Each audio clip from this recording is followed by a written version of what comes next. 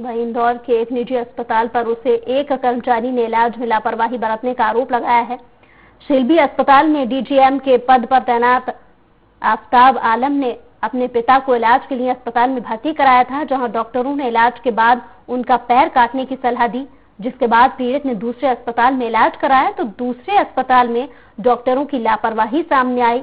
वहीं अस्पताल प्रबंधन कर्मचारियों को अस्पताल से निकाल दिया और बेवजह अस्पताल को बदनाम करने का आरोप लगाया गया है।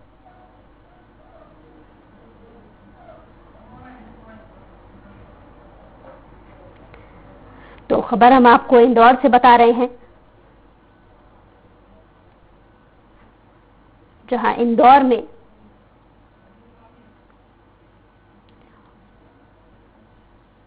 और इसी पर ज्यादा जानकारी के लिए स्वराज संवाददाता अंशुल हमारे साथ फोन लाइन पर जुड़ गए। अंशुल, आपसे जानना चाहेंगे तो क्या ताजा जानकारी है?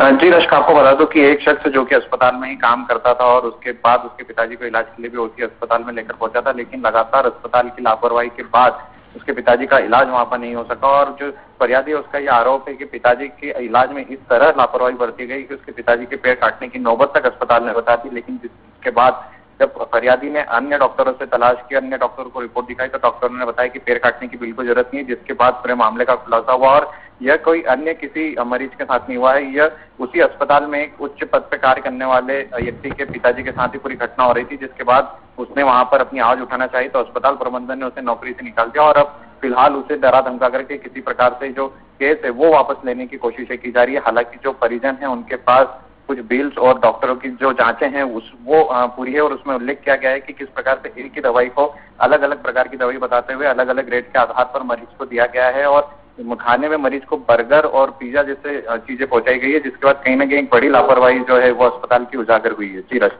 बिल्कुल, कार्रवाई की क्या बात सामने आई है अब तक? लगता है संपर्क टूट गया हमारा।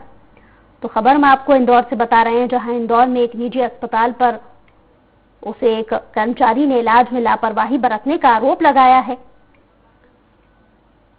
वहीं अस्पताल प्रबंधन कर्मचारी को अस्पताल से निकाल दिया और बेवजह अस्पताल को बदनाम करने का इसमें आरोप लगाया गया है।